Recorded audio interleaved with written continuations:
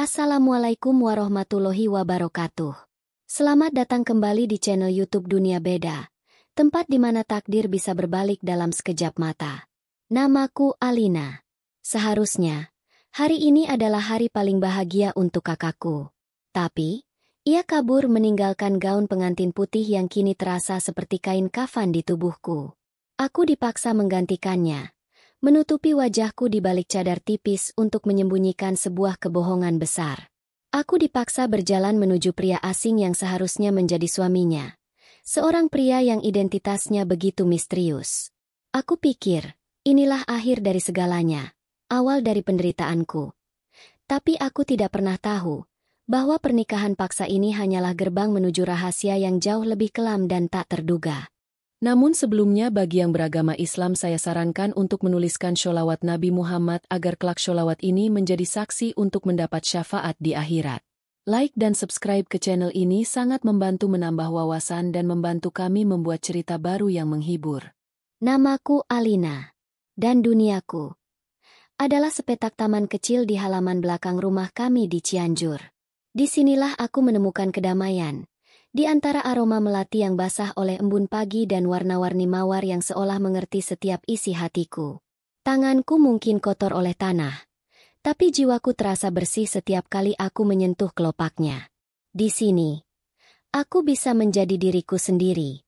Sesuatu yang tidak pernah bisa aku rasakan di dalam rumahku sendiri. Pagi ini, udara terasa berbeda. Lebih berat, lebih sesak. Aku sedang memangkas beberapa daun yang layu ketika suara ibu memanggilku dari dapur. Bukan memanggil, lebih tepatnya, membentak. Alina, cepat siapkan sarapan untuk kakakku. Nasi gorengnya jangan terlalu pedas. Telurnya harus setengah matang. Cepat. Aku menghela napas pelan, membersihkan tanganku, dan bergegas masuk. Di meja makan, sudah duduk Rania, kakakku. Ia adalah mentari di keluarga kami.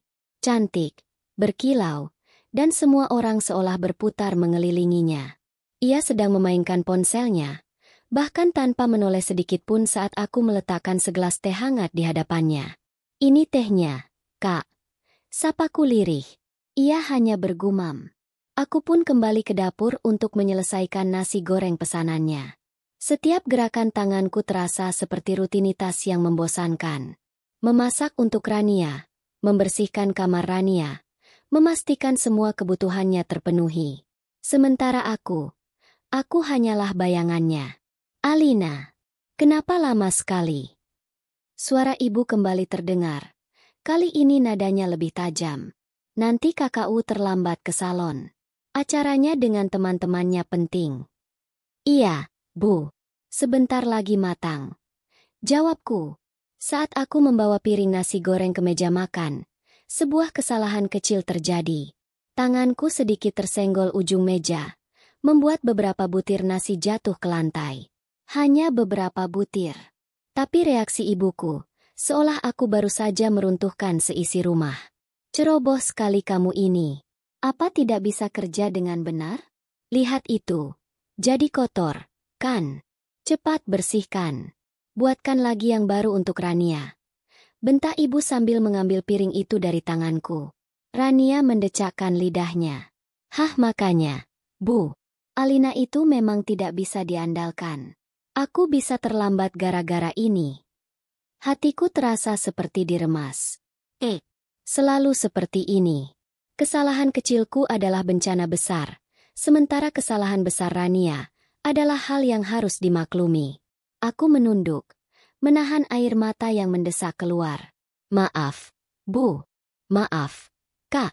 Aku buatkan lagi yang baru. Aku kembali ke dapur dengan perasaan hampa.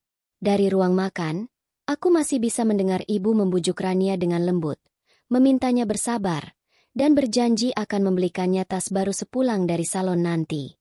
Suaranya begitu berbeda, penuh kasih sayang. Suara yang tidak pernah aku dapatkan. Di tengah semua itu, pintu depan terbuka. Ayah pulang. Langkahnya terdengar berat dan gontai. Tidak seperti biasanya. Aku mengintip dari dapur. Ayah terduduk di sofa ruang tamu, melepaskan pecinya dengan tangan bergetar. Wajahnya pucat pasi. Ibu yang menyadarinya segera menghampiri ayah. "Pak, ada apa? Kenapa sudah pulang?" Ayah tidak langsung menjawab. Ia hanya menatap kosong ke depan. Lalu dengan suara yang parau dan putus asa, ia berkata, "Bu, kita bangkrut. Toko kita utangnya sudah tidak bisa dibayar lagi. Semuanya habis." "Dek." Duniaku seakan berhenti berputar. Aku membeku di tempatku berdiri. Spatula masih di tanganku.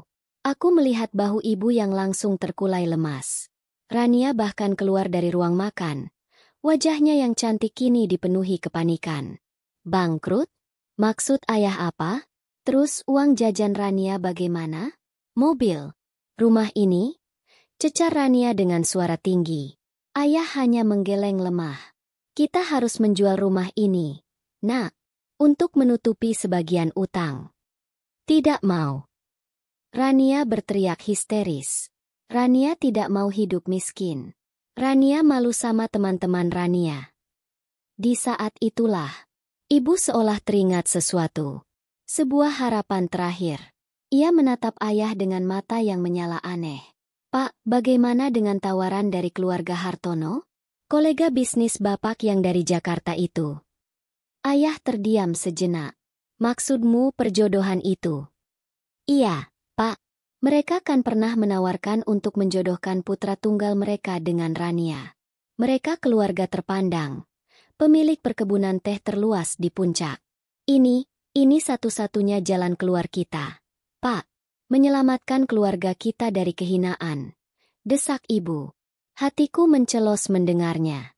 Perjodohan. Aku tahu Rania tidak akan pernah mau. Ia selalu membanggakan kebebasannya, memilih pasangannya sendiri. Benar saja. Rania langsung menolak mentah-mentah. "Ibu gila? Rania tidak mau menikah dengan orang yang tidak Rania kenal? Yang katanya aneh, penyendiri, dan tidak pernah muncul di publik itu? Tidak akan pernah." "Tapi ini demi keluarga, Nak," bujuk ibu, nyaris memohon. Rania tidak peduli. Rania tidak mau mengorbankan kebahagiaan Rania hanya untuk menutupi utang ayah. Jawabnya kejam, sebelum berlari masuk ke kamarnya dan membanting pintu. Suasana menjadi hening seketika. Hanya terdengar isak tangis ibu dan helaan napas ayah yang terdengar seperti beban bertonton. Aku berjalan pelan mendekati ayah, memberanikan diri menyentuh lengannya. "Ayah yang sabar, ya." Ayah menoleh padaku. Untuk pertama kalinya hari ini, aku melihat sorot mata yang berbeda di matanya saat menatapku. Ada kelembutan dan rasa bersalah. Ia hanya mengusap kepalaku pelan, tanpa berkata apa-apa. Malam itu, rumah kami terasa seperti kuburan. Tidak ada yang berbicara. Aku mencoba tidur, tapi tidak bisa. Pikiranku kalut. Sekitar tengah malam, aku terbangun karena haus. Saat melewati kamar Rania, aku mendengar suara samar. Ia sedang berbicara di telepon, berbisik-bisik. Karena penasaran, aku menempelkan telingaku ke daun pintu. "Iya, aku janji. Besok pagi-pagi sekali aku pergi dari rumah ini," ucap Rania. "Aku tidak tahan lagi. Mereka mau menjualku. Kamu jemput aku di tempat biasa, ya? Kita pergi jauh dari sini. Kita mulai hidup baru, hanya kita berdua." Jantungku serasa berhenti berdetak. Kak Rania akan kabur.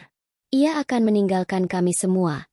Di saat-saat paling sulit seperti ini, tubuhku gemetar. Apa yang harus aku lakukan? Apa yang akan terjadi pada ayah dan ibu jika Kak Rania benar-benar pergi?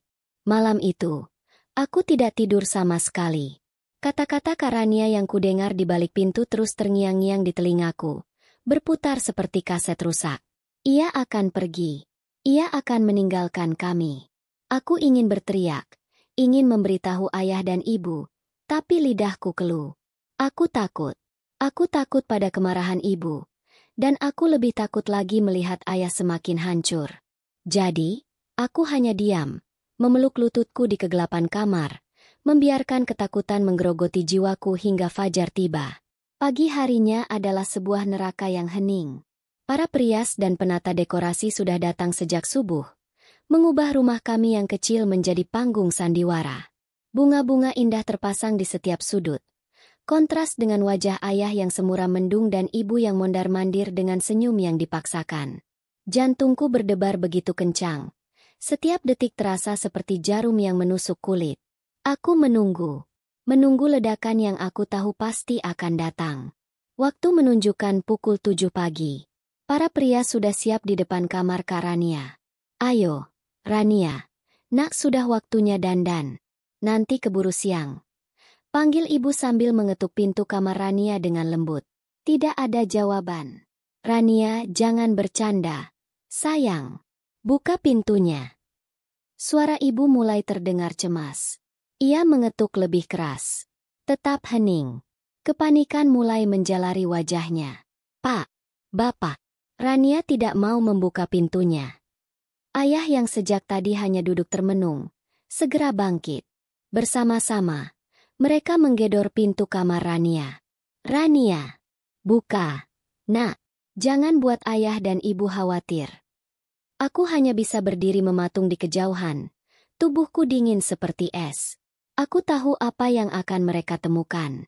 Aku tahu, tapi aku tak sanggup mengatakannya. Setelah beberapa kali percobaan gagal, ayah mendobrak pintu itu dengan sekuat tenaga. Pintu terbuka, dan di dalamnya kosong. Kamar itu rapi, terlalu rapi. Jendela kamar terbuka lebar. Gordennya melambai-lambai ditiup angin pagi. Dan di atas tempat tidur yang seprainya masih licin, tergeletak sepucuk surat. Ibu menjerit. Bukan jeritan kemarahan, tapi jeritan keputusasaan yang paling murni, yang paling menyayat hati. Ia berlari dan menyambar surat itu. Tangannya gemetar hebat saat membacanya. Ibu, ayah, maaf. Ibu membaca tulisan tangan Rania dengan suara bergetar. Rania tidak bisa mengorbankan kebahagiaan Rania. Aku pergi bersama kekasihku, mencari takdirku sendiri. Jangan salahkan aku. Salahkan keadaan yang membuat kita seperti ini. Jangan cari aku. Surat itu jatuh dari genggaman ibu. Kakinya tak sanggup lagi menopang tubuhnya.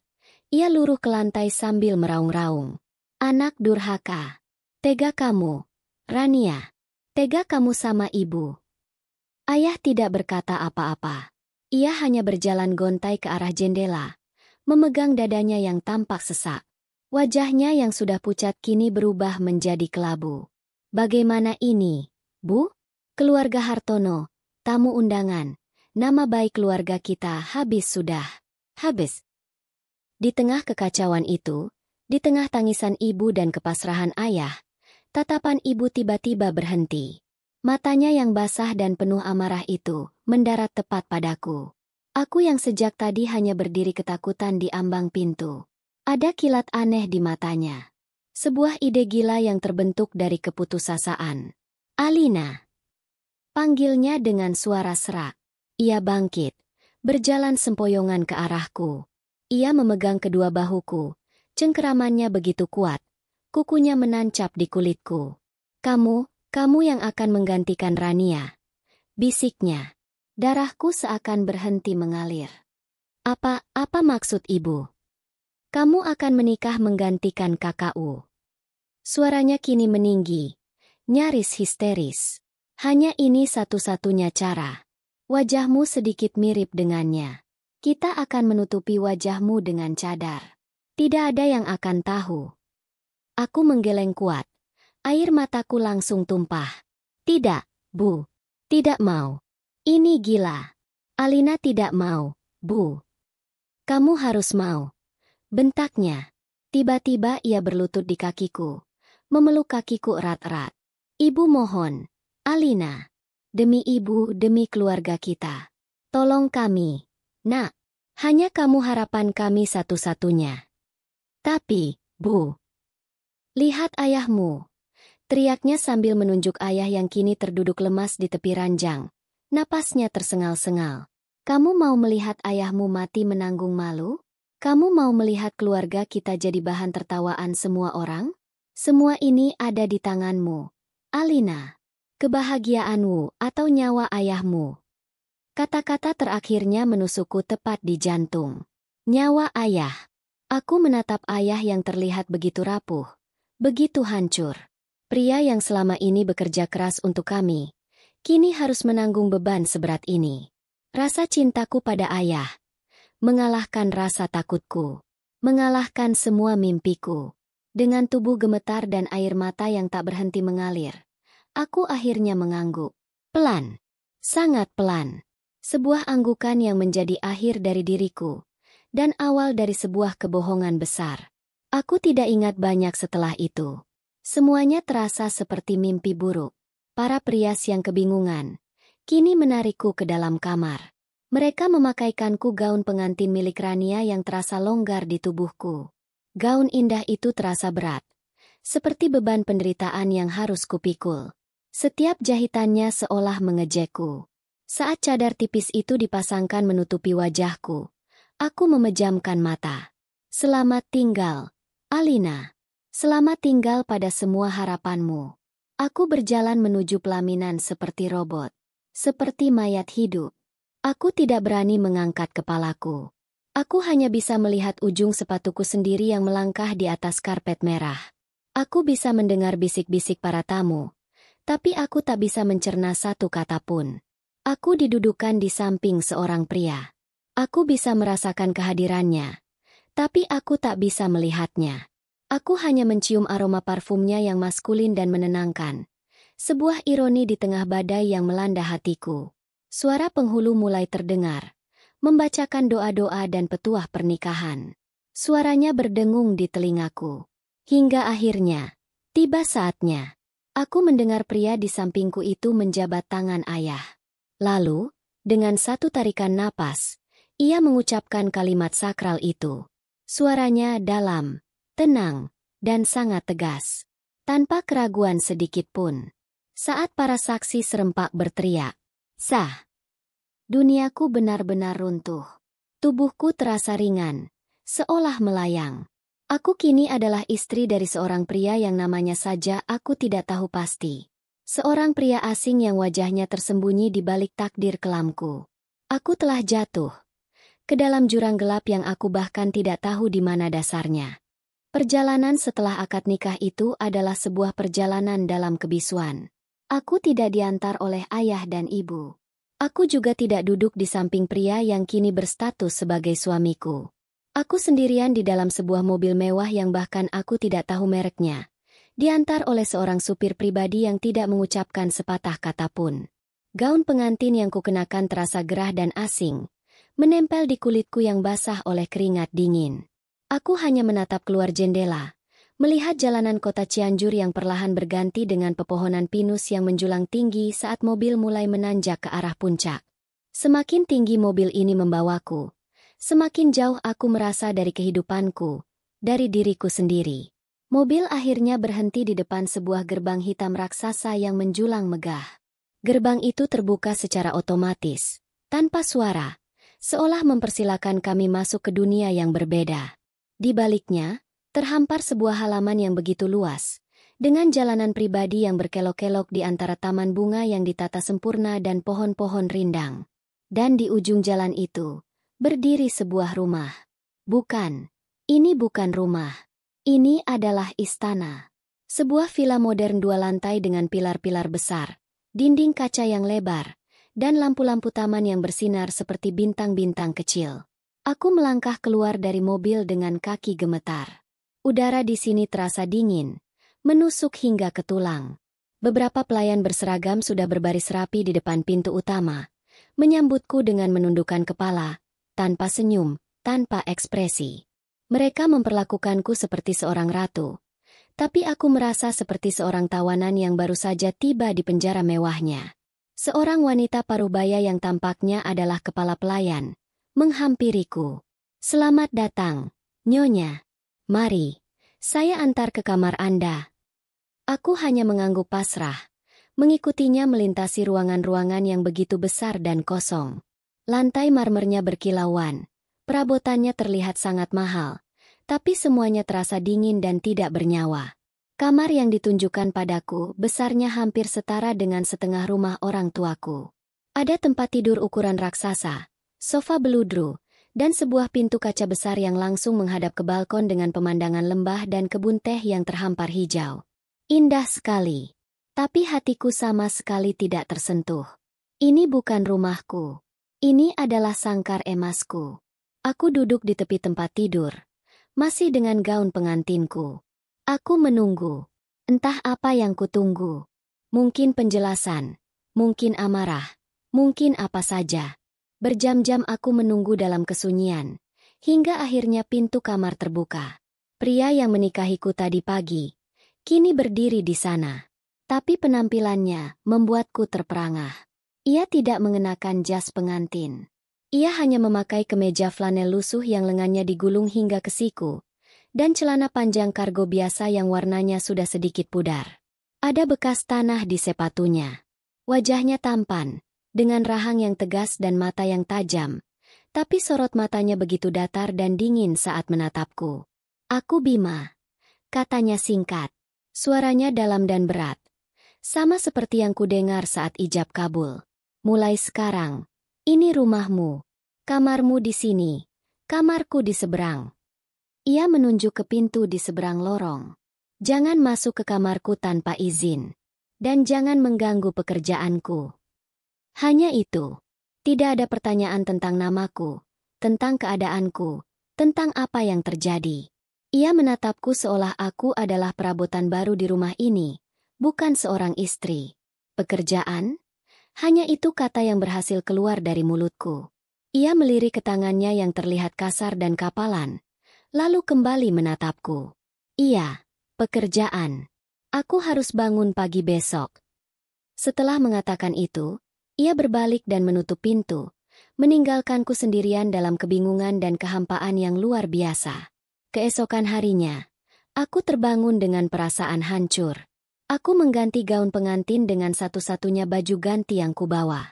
Didorong oleh rasa penasaran dan kebingungan, aku memberanikan diri keluar kamar. Rumah ini begitu sunyi. Aku berjalan menuruni tangga dan tanpa sadar langkahku membawaku ke taman belakang yang sangat luas. Dan di sanalah aku melihatnya. Bima. Ia sedang berjongkok. Tangannya sibuk memangkas dahan-dahan mawar liar dengan sebuah gunting tanaman. Keringat membasahi pelipisnya. Ia bekerja dengan tekun, gerakannya cekatan, seperti seseorang yang sudah terbiasa melakukannya setiap hari. Beberapa pelayan yang lewat menyapanya. "Pagi, Mas Bima." Dan ia hanya mengangguk sebagai balasan. Saat itulah sebuah kesimpulan yang mengerikan menghantamku seperti sambaran petir. Pakaiannya, tangannya yang kapalan, pekerjaannya di taman. Ya Allah, keluargaku, mereka tidak menikahkanku dengan seorang putra tunggal kaya raya. Mereka telah mengorbankanku untuk menikahi seorang tukang kebun di rumah ini. Air mataku jatuh tanpa bisa kutahan. Rasa sakitnya jauh lebih perih daripada saat aku dipaksa menggantikan Kak Rania. Ini adalah puncak dari penghinaan. Aku ditipu. Aku dijual hanya agar keluargaku bisa tinggal di rumah yang lebih baik. Sementara aku dibuang untuk menjadi istri seorang pelayan. Aku tertawa getir dalam tangisku. Sungguh ironis. Aku yang mencintai taman bunga, kini harus menjadi istri dari seorang tukang kebun. Hari-hari berikutnya terasa seperti neraka. Aku hidup dalam kemewahan, tapi jiwaku mati. Aku tidak pernah kekurangan makanan atau pakaian, tapi aku kelaparan akan sebuah sapaan hangat. Bima hampir tidak pernah bicara padaku.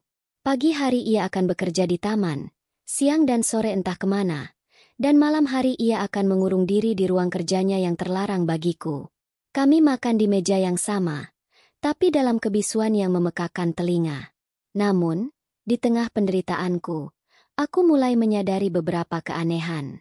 Suatu malam, aku tidak bisa tidur dan berjalan ke dapur untuk minum. Aku melewati ruang kerja Bima yang pintunya sedikit terbuka. Aku mengintip. Ia tidak sedang membersihkan peralatan kebun.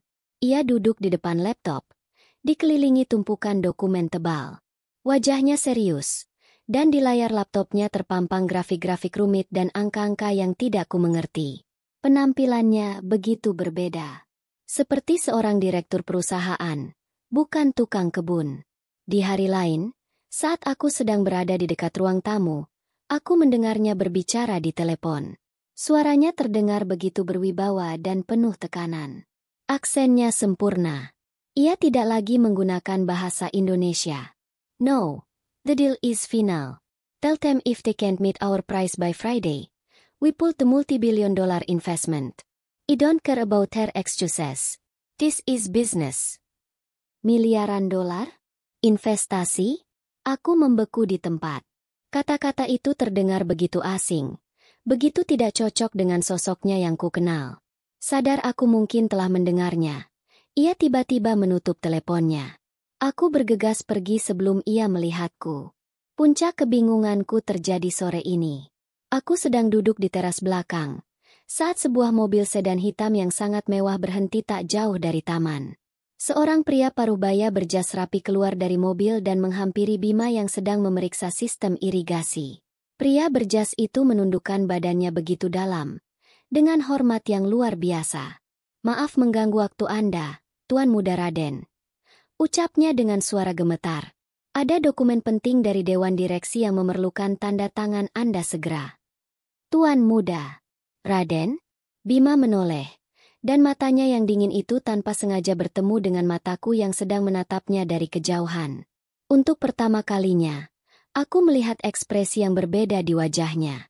Bukan lagi tatapan datar, tapi sebuah kilatan tajam, ekspresi kaget karena rahasianya mungkin telah terbongkar. Jantungku berdebar kencang. Siapa sebenarnya pria yang menjadi suamiku ini? Sejak kejadian di taman itu, Bima menjadi semakin dingin dan menjaga jarak. Jika sebelumnya kami hanya hidup dalam kebisuan, kini kebisuan itu terasa lebih berat, lebih tegang, seolah ada dinding kaca tak terlihat yang sengaja ia bangun di antara kami. Ia menghindariku di setiap kesempatan, dan aku pun terlalu takut untuk bertanya tentang apa yang kulihat dan kudengar hari itu. Panggilan, Tuan Muda Raden, itu terus menggema di kepalaku, menciptakan ribuan pertanyaan yang tak berani kuucapkan. Siapa dia?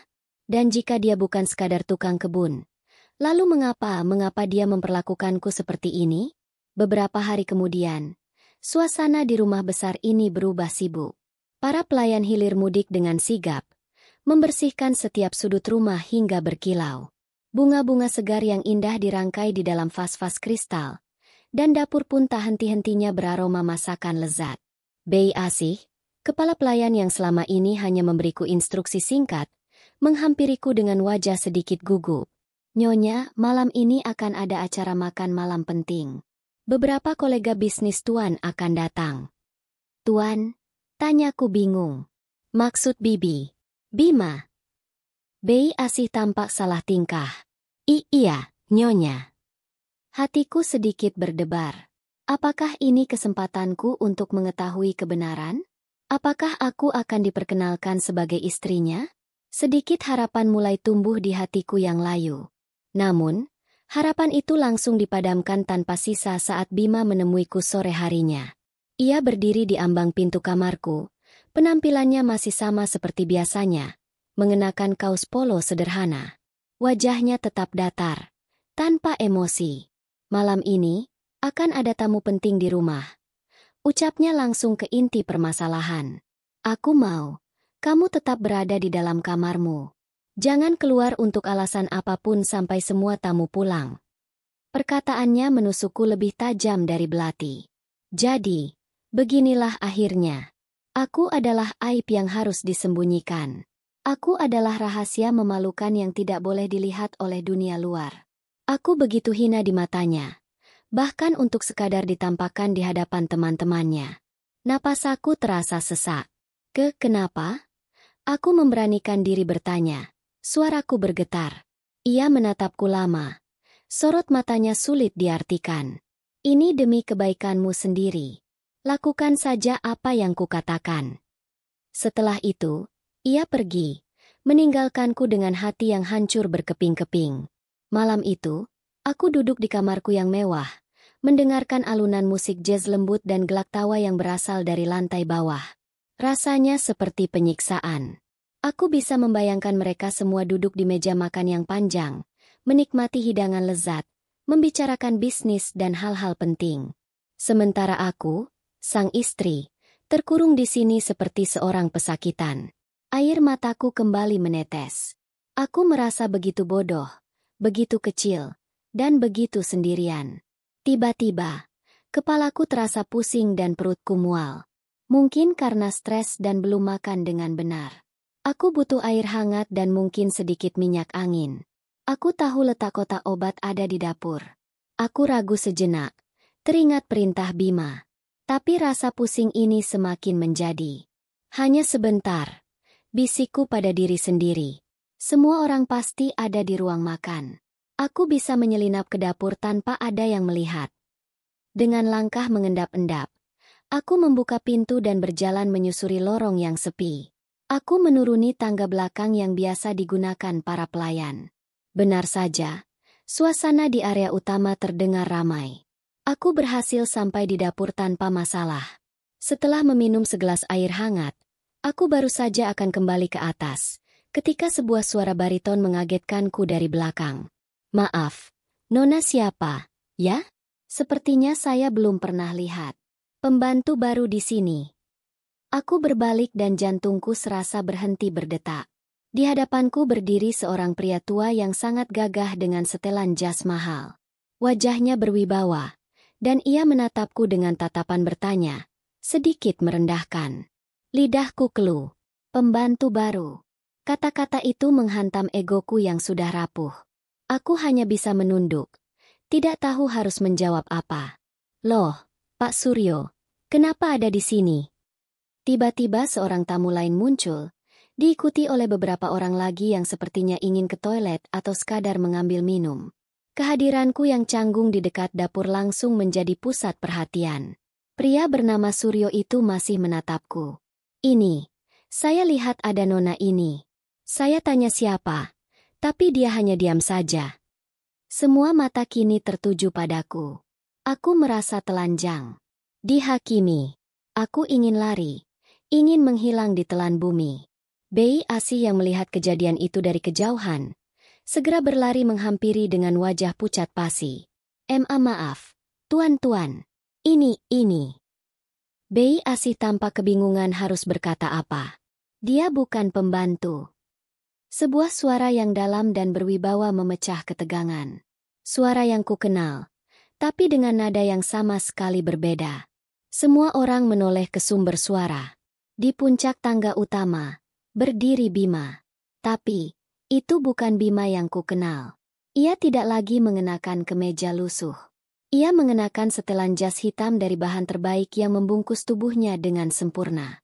Rambutnya yang biasanya sedikit acak-acakan, kini tersisir rapi ke belakang. Wajahnya yang biasanya datar, kini memancarkan aura kekuasaan yang tak terbantahkan. Ia adalah pria yang berbeda. Pria yang kulihat di ruang kerjanya. Pria yang berbicara di telepon tentang miliaran dolar. Perlahan, ia menuruni anak tangga. Setiap langkahnya penuh keyakinan. Semua mata terpaku padanya. Ia tidak mempedulikan tatapan para tamunya. Matanya lurus menatapku. Ia berjalan melewat kerumunan, berhenti tepat di hadapanku. Lalu, di depan semua orang, ia melakukan sesuatu yang tak pernah kubayangkan.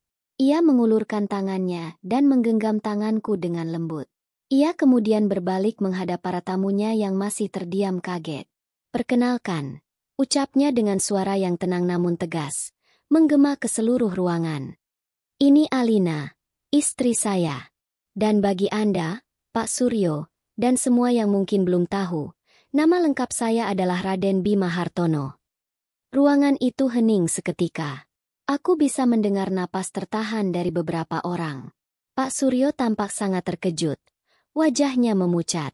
Aku sendiri hanya bisa menatap Bima. Duniaku seakan berputar. Istrinya.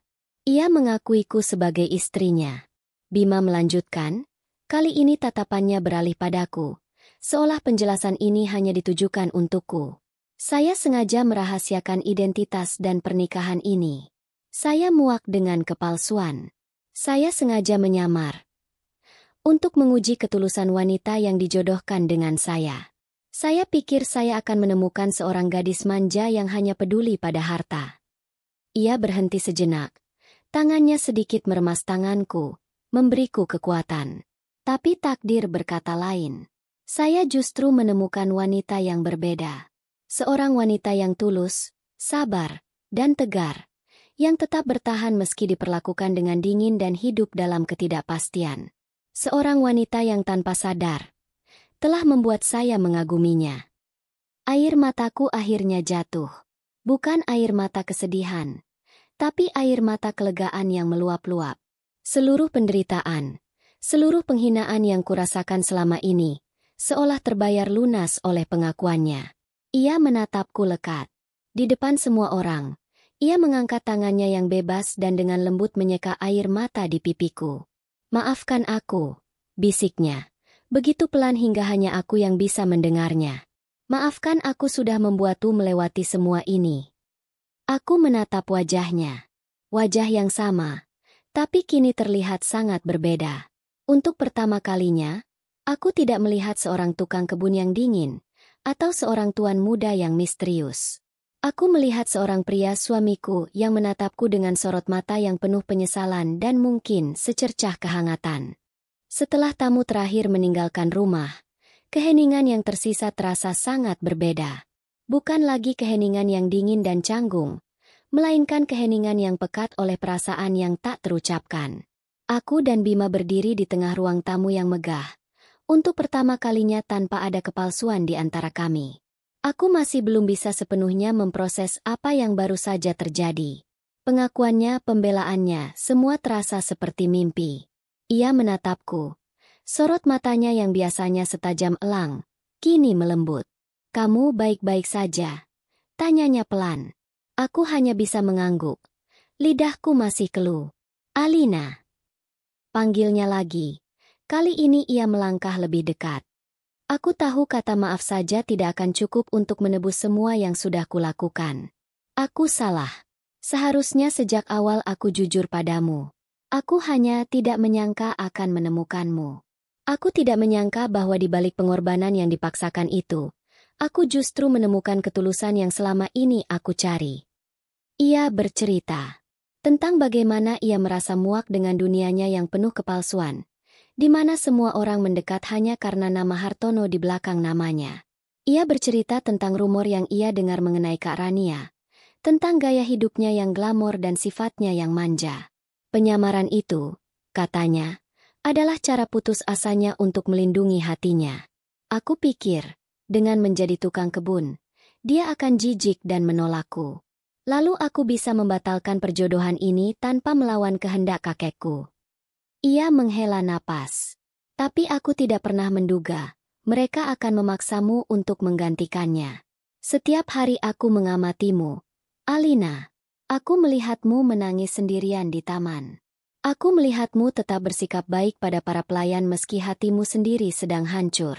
Aku melihat ketegaranmu dan perlahan, tanpa kusadari, aku mulai jatuh cinta padamu.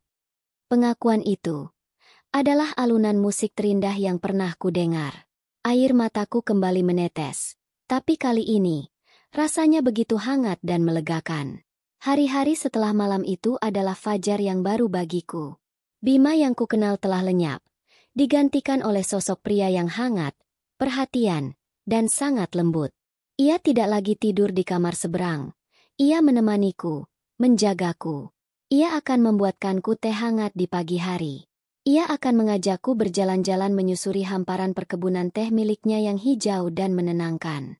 Ia mengajariku tentang bisnis, tentang mimpi-mimpinya. Dan ia juga menjadi pendengar terbaik bagi semua cerita dan kesedihanku. Untuk pertama kalinya dalam hidupku, aku merasa dilihat. Aku merasa berharga. Aku merasa dicintai. Aku mulai berani tertawa lepas. Senyumku tak lagi kupsembunyikan. Istana yang tadinya adalah sangkar emasku, kini benar-benar terasa seperti rumah. Namun, kebahagiaan seringkali datang dengan ujiannya.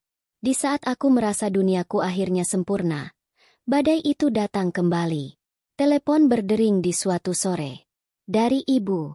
Aku mengangkatnya dengan riang, ingin menceritakan kebahagiaanku. Tapi suara ibu di seberang sana terdengar panik dan penuh isak tangis. Alina. Nak. Kakakku. Rania, dia kembali. Jantungku langsung berdebar kencang. Kembali? Maksud ibu? Dia datang ke rumah tadi pagi. Keadaannya menyedihkan. Nak. Suara ibu tercekat. Pria yang membawanya kabur ternyata seorang penipu. Uang tabungan Rania habis. Dan pria itu meninggalkannya begitu saja di jalan. Selama ini dia hidup terlunta-lunta. Alina, tolong kakakku. Nak, bagaimanapun juga, dia kakak kandungmu. Aku terdiam. Sebagian diriku merasa iba, tapi sebagian besar lainnya merasakan firasat buruk. Firasat yang terbukti benar keesokan harinya. Sebuah taksi berhenti tepat di depan gerbang utama rumah kami. Dan dari dalamnya, keluar Kak Rania. Ia masih terlihat cantik, namun penampilannya lebih berani dari sebelumnya. Gaunnya ketat dan sedikit terbuka, riasannya tebal, dan sorot matanya ada kilat aneh di sana. Kilat keserakahan dan iri dengki. Tanpa diundang, ia langsung masuk ke dalam rumah.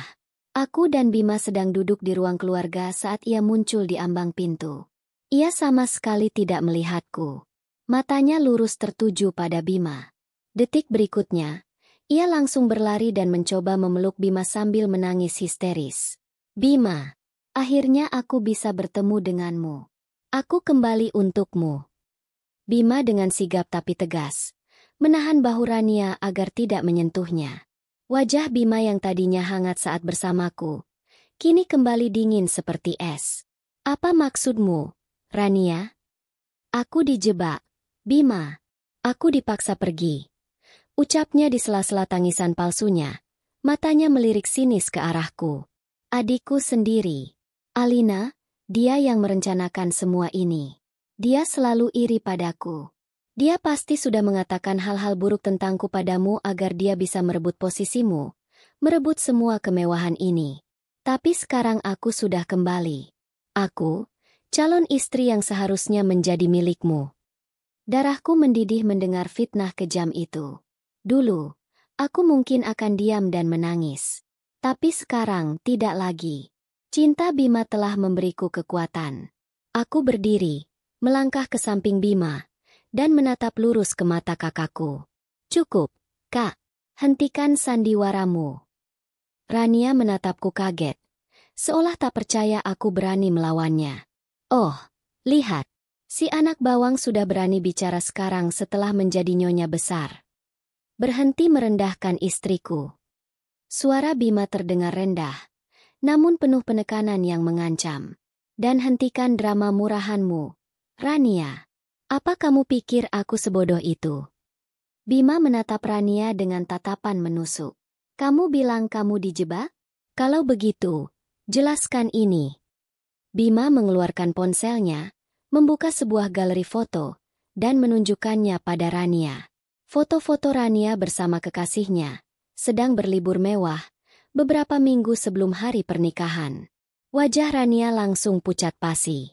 Aku sudah tahu semua tentangmu bahkan sebelum hari pernikahan itu ditetapkan, lanjut Bima dengan dingin. Aku tahu tentang kekasih gelapmu. Aku tahu tentang utang-utangmu di butik mahal. Penyamaranku sebagai tukang kebun, sebagian memang untuk menguji karaktermu. Dan sebagian lagi adalah untuk memberimu jalan agar kamu pergi dengan sendirinya. Karena sejujurnya, aku tidak pernah menginginkan wanita sepertimu untuk menjadi istriku. Setiap kata Bima adalah tamparan keras bagi Rania. Ia membeku, tak bisa berkata-kata. Bima kemudian menarikku lembut ke dalam pelukannya, memelukku dari samping dengan posesif. Aku mungkin tidak merencanakan pernikahan ini, tapi takdir begitu baik padaku, karena telah mengirimkan wanita terbaik untukku. Wanita yang hatinya jauh lebih indah dari parasnya. Dia, Alina, adalah istriku. Satu-satunya Nyonya Hartono yang ada dan akan pernah ada di rumah ini. Sekarang, silakan kamu pergi. Ucapan Bima begitu telak. Begitu final. Rania menatap kami dengan tatapan penuh kebencian, sebelum akhirnya berbalik dan pergi dengan langkah yang dihentakkan. Pintu depan tertutup, meninggalkan keheningan. Aku mendongak menatap Bima. Mataku berkaca-kaca karena terharu. Ia telah membelaku, melindungiku, dan memilihku tanpa keraguan sedikitpun. Ia menangkup wajahku dengan kedua tangannya. Ibu jarinya menyeka air mataku yang mulai jatuh. Matanya menatapku lekat, penuh cinta. Badainya sudah berlalu, sayang, bisiknya lembut. Tidak akan ada lagi yang bisa menyakitimu selama aku ada di sini. Aku janji. Setelah kepergian Rania, sebuah kedamaian yang sesungguhnya akhirnya menyelimuti rumah kami. Tak ada lagi rahasia, tak ada lagi badai yang mengancam. Yang tersisa hanyalah aku dan Bima, dua orang yang dipertemukan oleh takdir yang aneh, kini belajar untuk menumbuhkan cinta yang tulus dari benih-benih kejujuran. Bima membuktikan janjinya. Setiap detik yang ia habiskan bersamaku adalah untuk menebus hari-hari di mana ia telah menyakitiku dengan kebisuan dan sikap dinginnya. Ia membawaku ke tempat-tempat yang belum pernah kulihat, berbagi cerita tentang masa kecilnya, bahkan sesekali memasak untukku meski rasanya sedikit aneh, namun hal itu selalu berhasil membuatku tertawa. Taman bunga di halaman belakang yang dulu menjadi saksi bisu air mataku, kini menjadi tempat favorit kami. Di sanalah kami sering menghabiskan sore hari, merawat mawar bersama sambil berbicara tentang masa depan. Ia mengajariku bagaimana memangkas dahan yang benar, dan aku mengajarinya bagaimana merasakan keindahan dari hal-hal kecil. Perlahan tapi pasti, hatiku yang dulu penuh luka, kini mulai sembuh dan merekah kembali, sama seperti bunga-bunga yang kami rawat. Namun, aku tahu, masih ada satu luka lama yang belum sepenuhnya terobati. Luka hubunganku dengan orang tuaku. Sejak insiden pengusiran Rania, aku belum pernah lagi berbicara dengan mereka. Aku takut, sekaligus bingung. Aku tidak tahu harus berkata apa atau bagaimana harus bersikap. Hingga suatu malam, saat kami sedang bersantai di ruang keluarga, ponselku berdering. Nama, ayah, tertera di layar. Jantungku berdebar kencang. Dengan ragu, kutekan tombol hijau dan mendekatkan ponsel ke telinga. Assalamualaikum, Nak. Terdengar suara ayah di seberang sana. Suaranya parau dan bergetar. Waalaikumsalam, Yah. Jawabku lirih. Hening sejenak. Aku bisa mendengar ayah menarik napas berat. Alina, kamu baik-baik saja, kan? Di sana? Suamimu dia memperlakukanmu dengan baik, kan? Pertanyaan itu, pertanyaan sederhana yang tidak pernah ia tanyakan sebelumnya, membuat pertahananku runtuh. Air mataku langsung menggenang. Iya, Yah. Alhamdulillah, Mas Bima sangat baik padaku. Syukurlah. Suara ayah terdengar semakin serak, dan aku bisa mendengar isak tangis yang coba ia tahan. Maafkan ayah, Nak, maafkan. Ayah tidak bisa melanjutkan kata-katanya. Terdengar suara isakan yang pilu, sebelum akhirnya telepon itu diambil alih oleh ibu. Alina. Suara ibu terdengar sama hancurnya. Nak, ibu dan ayah, kami sangat malu. Kami berdosa padamu. Rania sudah menceritakan semuanya saat ia pulang tempo hari. Bagaimana Nak Bima membelamu. Kami ingin bertemu denganmu. Nak, kami ingin meminta maaf secara langsung. Aku terdiam, hatiku berkecamuk. Bima yang sejak tadi memperhatikanku, memberi isyarat agar aku memberikan ponsel itu padanya. Aku menurut. Dengan lembut, Bima mengambil alih telepon. Assalamualaikum, Ibu, Bapak. Sapanya dengan suara yang tenang dan penuh hormat. Ini Bima. Jangan khawatir. Alina baik-baik saja di sini. Mengenai permintaan Ibu dan Bapak, tidak perlu repot-repot. Besok, biar kami saja yang datang ke sana. Sudah menjadi kewajiban saya sebagai suami untuk membawa Alina bersilaturahmi dengan orang tuanya.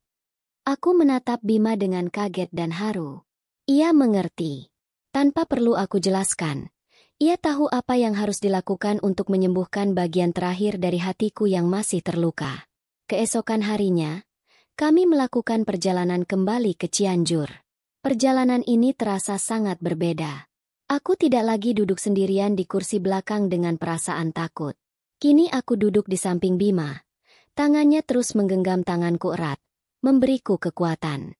Saat mobil kami memasuki jalanan di sekitar lingkungan rumahku, aku melihatnya dengan cara yang baru. Ini bukan lagi tempat yang penuh kenangan buruk, tapi ini adalah tempat asalku, bagian dari diriku yang harus aku hadapi dan sembuhkan. Mobil kami berhenti di depan rumah orang tuaku yang tampak begitu kecil dan sederhana dibandingkan istana kami di puncak. Dari balik jendela, aku melihat ayah dan ibu sudah menunggu di teras. Wajah mereka tampak begitu tua, letih, dan penuh penyesalan. Saat aku melangkah keluar dari mobil, ibu tidak bisa lagi menahan dirinya. Ia berlari kecil menuruni tangga teras yang sudah usang, dan langsung berlutut di kakiku. "Maafkan ibu, nak, maafkan ibu," ucapnya sambil menangis terseduh-seduh, memeluk kakiku. "Ibu sudah buta, Alina." Ibu buta oleh gengsi dan rasa malu. Ibu lebih mementingkan anak yang selalu ibu banggakan, sampai ibu tega mengorbankan kamu yang tulus. Ibu menukar permata demi mempertahankan sebuah kaca yang sudah retak. "Maafkan ibumu yang pendosa ini, nak." Pemandangan itu meremukkan hatiku. Aku segera berjongkok, mengangkat tubuh ibuku dan memeluknya erat. "Ibu sudah, Bu. Jangan begini. Berdiri, Bu." Tangisku pun pecah. Semua amarah dan kekecewaan yang pernah kupendam luruh seketika oleh air mata penyesalannya. Ayah berjalan mendekat. Air matanya juga mengalir deras di pipinya yang keriput. Ayah juga minta maaf. "Alina, ayah adalah kepala keluarga. Tapi ayah gagal melindungimu. Ayah terlalu lemah, terlalu takut. Seharusnya ayah yang membelamu. Maafkan ayah, nak." Aku melepaskan pelukan ibu dan beralih memeluk ayah. "Sudah, ya. Alina sudah maafkan semuanya. Semuanya sudah berlalu. Jangan menangis lagi." Bima yang sejak tadi berdiri diam dengan penuh hormat, akhirnya melangkah maju. Ia meraih tangan ayah dan ibu, lalu menciumnya satu persatu. "Bapak, ibu yang sudah berlalu biarlah berlalu." Bima juga minta maaf jika cara Bima dulu telah menyakiti hati bapak dan ibu. Yang terpenting sekarang adalah masa depan. Alina adalah istri saya, tanggung jawab saya. Dan bapak serta ibu adalah mertua saya, orang tua saya juga. Mari kita mulai semuanya dari awal. Sikap Bima yang rendah hati dan penuh wibawa itu akhirnya meluluhkan sisa-sisa ketegangan. Hari itu, kami duduk bersama di ruang tamu yang sempit itu. Bukan lagi sebagai orang-orang yang terluka, tetapi sebagai sebuah keluarga yang mencoba untuk saling menyembuhkan. Saat kami berpamitan untuk pulang sore harinya, perasaan di hatiku terasa begitu ringan, begitu lega. Beban berat yang selama ini kupikul di pundakku, akhirnya terangkat sudah. Dalam perjalanan kembali ke puncak, aku menyandarkan kepalaku di bahu Bima, menatap senja yang mewarnai langit dengan begitu indah. Luka lama itu akhirnya benar-benar sembuh. Dan aku tahu, di depan sana, sebuah kehidupan baru yang penuh kebahagiaan sejati telah menantiku. Bulan-bulan berikutnya berlalu seperti sebuah alunan melodi yang indah. Setiap hari yang kujalani bersama Bima terasa seperti hadiah. Sebuah anugerah dari Allah untuk menggantikan tahun-tahun kesedihan yang pernah kulewati. Rumah megah di puncak itu kini telah berubah. Bukan fisiknya, tapi jiwanya. Tawa kami kini menggema di lorong-lorongnya yang dulu sunyi. Aroma masakan dari dapur yang sering kami coba bersama, mengusir hawa dingin yang dulu terasa begitu pekat. Dan taman bunga di halaman belakang, kini bukan hanya menjadi tempat pelarianku, tapi menjadi saksi bisu dari cinta kami yang tumbuh dan mekar setiap harinya. Hubunganku dengan ayah dan ibu pun telah pulih sepenuhnya. Hampir setiap akhir pekan, Bima akan mengajakku mengunjungi mereka di Cianjur, membawa berbagai macam oleh-oleh dan menghabiskan waktu dengan hangat. Melihat senyum tulus di wajah ayah dan ibu adalah sebuah kebahagiaan tersendiri bagiku. Bima, dengan segala kerendahan hatinya, telah diterima seperti anak kandung mereka sendiri. Ia memperbaiki atap rumah mereka yang bocor, mengobrol berjam-jam dengan ayah tentang apa saja, dan selalu memuji masakan ibu, membuat ibu menangis terharu. Suatu hari, Bima mengajakku pergi ke Cianjur dengan alasan ingin mengajak ayah dan ibu makan siang di luar. Namun, ia justru menghentikan mobilnya beberapa blok sebelum sampai di rumah kami. Tutup matamu sebentar. Sayang, aku punya kejutan untukmu, katanya sambil tersenyum misterius. Aku menurut, menutup mataku dengan kedua tangan. Ia menuntunku berjalan perlahan. Aku bisa mendengar suara orang bekerja, suara palu dan gergaji. Sudah boleh buka? Tanyaku tidak sabar. Sekarang, jawabnya lembut. Aku membuka mataku, dan pemandangan di hadapanku membuatku terkesiap. Rumah orang tuaku. Tapi, berbeda. Rumah kecil itu sedang direnovasi total. Para pekerja sibuk mengecat dindingnya dengan warna krem yang cerah, mengganti kusen-kusen jendela yang lapuk, dan membangun sebuah teras baru yang lebih kokoh. Dan di halaman depan yang dulu kosong, kini terpasang sebuah papan nama yang besar. Tertulis di sana, Taman Bunga Alina, menyediakan berbagai jenis tanaman hias. Aku menoleh pada Bima dengan tatapan tak percaya. Mataku berkaca-kaca. Ia tersenyum dan menggenggam tanganku. Aku sudah melunasi semua sisa utang ayahmu. Dan aku pikir, daripada ayah tidak ada kegiatan di masa tuanya, lebih baik kita buatkan sebuah usaha kecil yang beliau sukai. Sebuah toko tanaman. Atas namamu. Karena kamulah inspirasinya. Saat itu juga, ayah dan ibu keluar dari dalam rumah. Wajah mereka berseri-seri penuh kebahagiaan yang tak bisa disembunyikan. Ibu langsung memelukku. Terima kasih, Nak. Terima kasih, Nak Bima. Kalian sudah memberikan lebih dari yang pernah kami impikan. Aku menangis di pelukan ibuku. Tapi ini adalah tangisan bahagia. Bima tidak hanya mencintaiku. Ia juga mencintai dan mengangkat derajat keluargaku. Ia telah memberiku segalanya. Malam harinya, setelah kembali ke puncak, kami duduk berdua di balkon kamar, menatap hamparan bintang yang berkelip di langit yang gelap. Udara terasa dingin, tapi pelukan hangat Bima dari belakang membuatku merasa nyaman. Aku menyandarkan kepalaku di dadanya, mendengarkan detak jantungnya yang teratur. Mas, panggilku lirih. Dulu, aku selalu berpikir bahwa hari pernikahanku adalah hari paling buruk dalam hidupku. Aku merasa seperti duniaku sudah kiamat. Aku tidak pernah menyangka bahwa hari terburuk itu justru menjadi pintu gerbang menuju kebahagiaan terbesar yang pernah kurasakan. Bima mengeratkan pelukannya dan mencium puncak kepalaku. Dan aku dulu selalu mencoba lari dari takdir perjodohan yang diaturnya untukku. Aku membuat rencana, menyusun strategi untuk menghindarinya. Tapi aku tidak tahu bahwa dengan berlari sejauh itu, aku justru berlari lurus menuju takdirku yang sebenarnya. Ia memutar tubuhku agar menghadapnya, menatapku lekat. Takdirku itu kamu, Alina. Selalu kamu. Di bawah cahaya bintang, ia menundukkan wajahnya dan menciumku dengan lembut. Sebuah ciuman yang menyalurkan semua cinta, rasa syukur, dan janji untuk masa depan. 1 tahun kemudian, matahari sore memancarkan sinarnya yang keemasan, menyinari taman bunga kami yang kini jauh lebih rimbun dan berwarna-warni.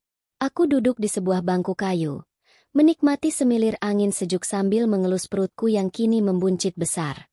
Kehidupan telah memberiku anugerah terindah lainnya, buah cinta kami yang sedang bertumbuh di dalam rahimku.